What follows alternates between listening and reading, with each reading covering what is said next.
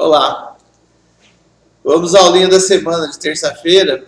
E semana passada a gente falou do nascimento do ego, né? O nosso eu interior. Não o nosso eu interior, nosso eu exterior. O eu do futuro, o eu do passado, o eu você, o eu.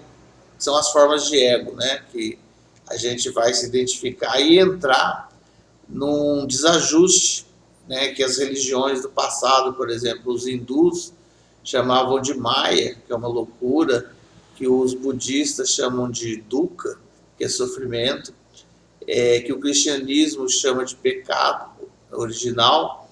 Pecado no grego era errar o alvo, então é viver de uma forma errada. Então tudo isso, essas religiões falavam do que a gente está falando aqui, de viver de uma forma desajustada, identificada com a mente. Ou no eu do passado, ou eu no futuro, ou eu você, ou eu. Então, eu vou te dizer o seguinte, hoje a gente vai falar um pouquinho da estrutura do ego e depois uma aula mais importante de como você se identifica. Então, o ego, ele tem, em primeiro lugar, tem uma característica muito grande. Ele odeia o presente. Ele se identifica muito com o passado.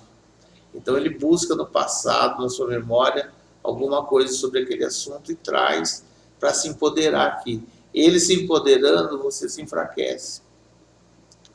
Vou te explicar como. Então, o ego ele tem uma estrutura e um conteúdo. O conteúdo pode ser seu próprio corpo, a quem se identifica com o seu corpo, pode ser sua profissão, pode ser um partido político, pode ser um político, pode ser uma opinião, pode ser um rancor, pode ser tudo aquilo que você possa se identificar e achar que você é aquilo. Vou te dar um exemplo. Imagine um jogador de futebol no auge da carreira, em dia fisicamente, bem remunerado, ele se identifica com a profissão dele e ele acha que ele é aquilo. Na realidade, descoladamente aqui, a gente vai descobrir que a gente é muito mais que isso. A gente é aquela essência que eu te falei na primeira aula, que a gente se desconectou. Então, o jogador de futebol, como está identificado com o corpo, com a carreira, com os resultados da atividade física dele no time, a hora que passa isso, que ele começa a perder aquela capacidade física, a idade chega e a profissão vai ser encerrada, ele normalmente entra numa crise terrível. Se ele não tiver um parado por profissionais, por assessores, né, que demonstrem para ele que a vida vai continuar e que ele é muito mais que aquela profissão, ele sofre uma crise. E eu estou te dando esse exemplo de uma identificação com a profissão. Né? Então, há quem se identifique com o corpo. Né? Então, a pessoa vive em busca de um corpo perfeito, de uma alimentação. Não tem nada de errado disso que eu estou falando, só que a gente é muito mais que isso. Então, o conteúdo do ego, ele pode ser qualquer coisa. Né? Um cargo que você almeja, um cargo que você ocupe.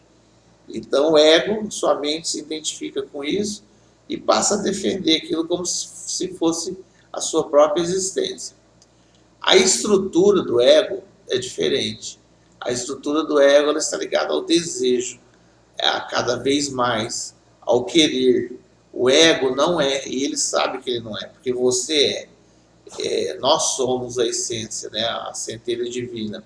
Como o ego não é, ele, com tudo aquilo que eu te falei, que ele pode se identificar, profissão, dinheiro, corpo, opiniões, partidos políticos, ele quer sempre mais. Ele nunca vai estar saciado. Então ele busca no externo ter bens, ter uma melhor posição, ter um posicionamento na sociedade, e esse querer é insaciável. E é por isso que as pessoas entram nessa corrida, que tem quem chama de corrida de ratos, que nunca vai chegar a lugar nenhum. Então, se o cara tem 1 milhão, ele olha para o cara que tem 2, ele tem 2, ele quer 3. Se ele tem uma casa, ele quer uma casa maior. Se ele tem a casa maior, ele quer ter 2 casas. Então, o ego ele tem uma estrutura do querer, do desejo. A estrutura e o conteúdo é o que vai nos afastar de uma vida consciente. A consciência que eu falo na escola da mente é você reconhecer isso, né? Que você está se identificando com alguma coisa. O processo de identificação eu vou te falar mais para frente. Então, eu vou finalizar a aula hoje falando que essa identificação, essa estrutura, esse conteúdo do ego, ele gera sofrimento. Certamente por isso que lá o budista fala da dukkha, que é sofrimento, o hindu fala do maya, que é loucura, o cristão fala do pecado, porque são formas que vão resultar nisso, essa identificação com a mente. Então a consciência é você enxergar isso, enxergar. A hora que você enxergar que você está tendo uma opinião que está defendendo a sua própria existência, que você tem um prazer de estar certo, por outro estar errado, para você se sentir maior, né? Então aí você vai começar a perceber o ego. Um grande exemplo é o seguinte: imagine você estar num restaurante e a comida que você pediu chega fria. Você pedir para essa comida ser esquentada e reclamar que está fria, não tem nada a ver com o ego. Agora a pessoa fala assim: como é que você ousa me servir uma comida fria? Você é um incompetente. Esse é o ego em ação. Entendeu? Esse é o ego em ação. De aproveitar um erro, uma falha de alguém, de uma empresa, e se colocar numa situação superior, de exigência, de apontar erro. Então a gente vai falar dessa estrutura, desse conteúdo do ego aí mais para frente. O que eu queria falar também, né, na semana, essa questão do coronavírus, dessa postura nossa, e falar da transcendência, né? A nossa vida, a gente tem que buscar transcendência. Isso vai passar, né? A gente tem que enfrentar esse momento da melhor forma possível, sempre com conhecimento. É o conhecimento que vai nos dar força para vencer essa batalha, né, do vírus. E também a resistência a uma situação dessa pode também te levar ao sofrimento. A resistência é uma negação. Então, não resista ao que a gente precisa fazer. A gente precisa fazer, né? Se defender, defender nossos parentes. E isso vai passar, os negócios vão continuar e a vida vai seguir. Na outra aula eu vou, antes de falar do mecanismo de nomeação, eu vou falar do triângulo do não sofrimento, que vai te ajudar muito nessa fase aí do coronavírus. O triângulo do sofrimento tem 3 ângulos, 3 vértices. É a não resistência, o não julgamento e o não apego, né? Procure pensar hoje no primeiro vértice, a não resistência.